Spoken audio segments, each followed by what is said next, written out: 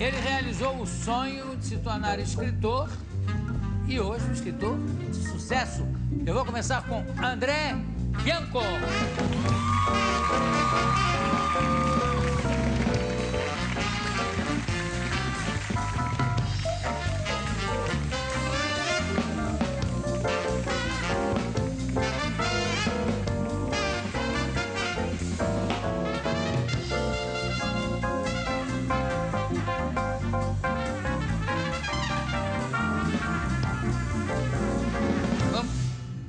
O Caso Laura, pela editora Rocco. Quantos livros você já escreveu?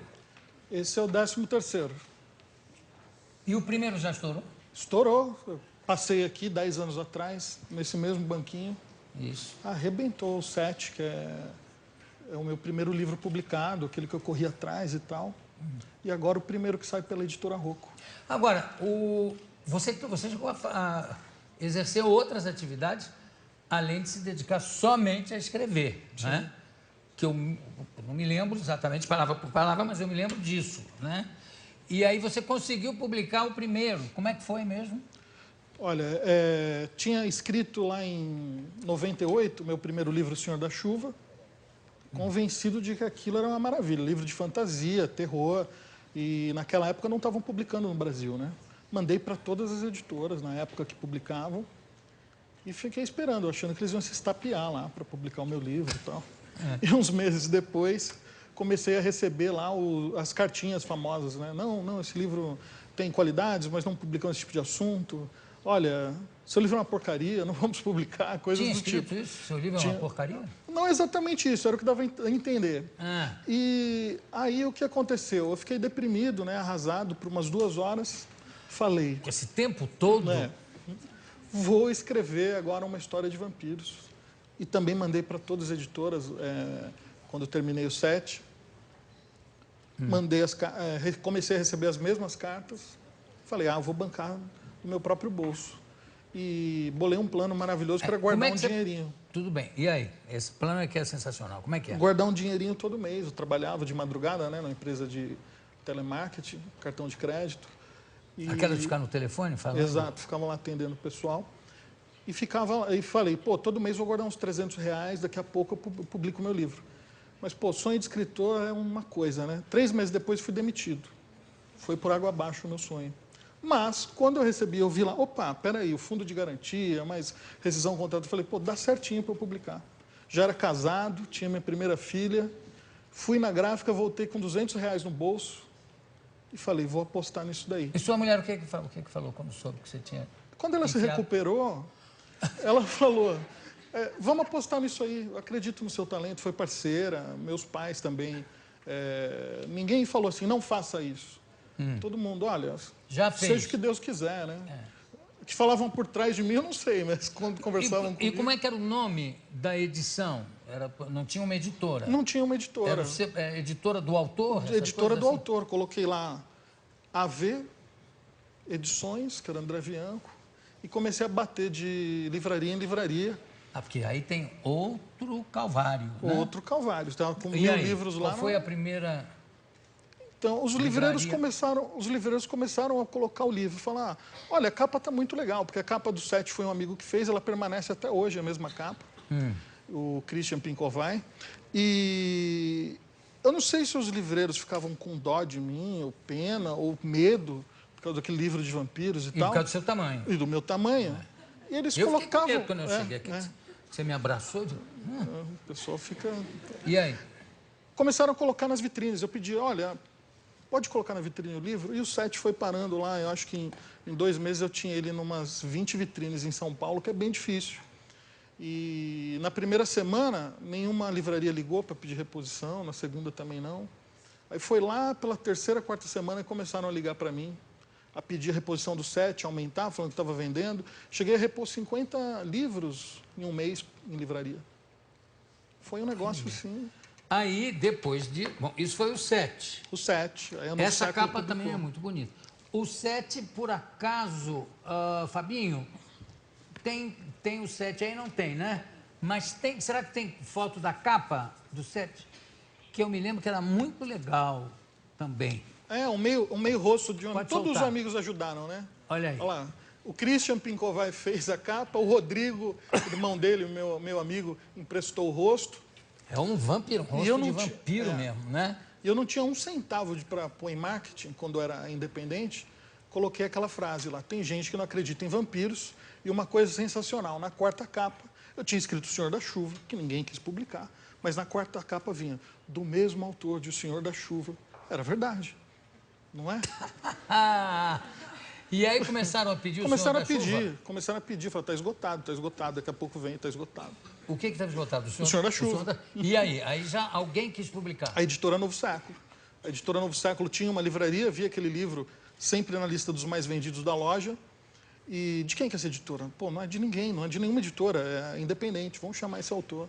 E é uma parceria de sucesso, porque mesmo publicando com a editora Rocco, entramos o Luiz Vasconcelos, Paulo Rocco, entramos num acordo.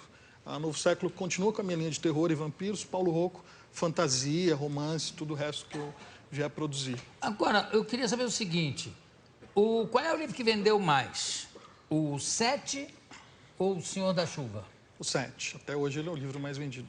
Passou de 100 mil unidades já. Mas outro que não era nem para ser publicado. Pô, arrebentou. O Senhor da Chuva arrebenta. O pessoal se E divide. aqui o caso Laura, como é que está indo? Está indo bem. Começamos aí já, umas 3 semanas nas livrarias. Estou fazendo uma book tour, né? Estou indo para tudo que é cidade aqui do Brasil, encontrar com os leitores. Qual é o tema aqui também é um tema de vampiro? Não, ele aí já fala mais da solidão humana, né? A Laura é uma mulher muito só. Ela é vampira? Não. Não. É um livro bem foge dessa linha de vampiros, mas muito humano, muito sensível, porque ela ficou sozinha por conta de coisas na vida. E agora o pai dela, que tem um problema, está internado, parece que está indo falecer, né? Tá para falecer. E ela se vê totalmente só, sabe? Numa cidade cheia de gente e tal. Não vou contar mais nada. E ela tem um 8 aqui. Tem um 8. Tcharam!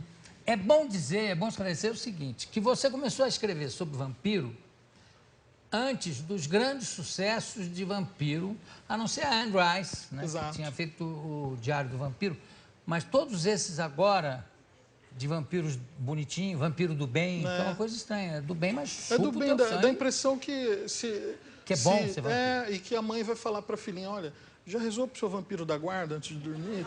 São tão bonzinhos, né? Impressionante. Os meus são das antigas. O que você quer crescer? O que você quer ser quando crescer? Vampiro. Para quê? Chupar sangue. É bom. Isso deve dar problema entre as crianças de vez em quando, de um querer ser vampiro, não tem? Fantasia de vampiro? Tá vendendo bem. Já aconteceu comigo algo... Você quis ser vampiro? Não. Mas um leitor meu queria ser vampiro. Ele me mandava e-mails perguntando se eu sabia como fazer ele se tornar um vampiro. Eu falei, não sei. Ele perguntou, você é vampiro? Eu falei, não sou vampiro. Mas você sabe como se torna um vampiro? Não sei como se torna um vampiro. Ele tão repetitivo nesse assunto, eu perguntei, por que você quer se tornar um vampiro? Ele falou, sabe o que é? É que o meu pai bebe e me bate. Todo dia me bate e minha mãe não faz nada. E eu queria fugir de casa. E eu tenho medo de morrer de fome. E se eu fosse vampiro, eu não ia morrer de fome. Olha só. Você vê o que é o raciocínio do ser humano. Que maravilha. O desespero também, né? Olha, eu conheci um artista plástico muito famoso, vou evitar o nome, mas que uma vez chegou no meu ateliê, que eu tinha ateliê junto com Aguilar, e falou assim, eu estou arrasado, porque eu descobri que a minha mãe é vampiro. Por que você achou?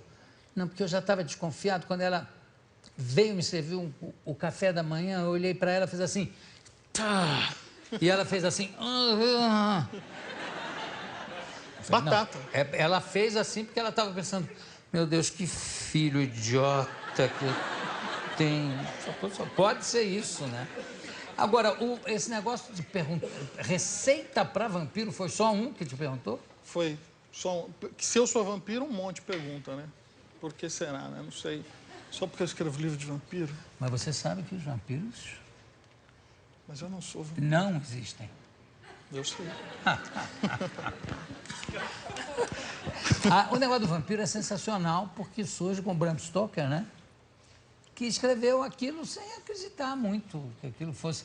Ele era contemporâneo do Conan Doyle e o Conan Doyle sentia pena dele, porque o Conan Doyle escrevia o Sherlock com puta sucesso, ele escrevia contos de terror antes do Drácula e que não vendia muito.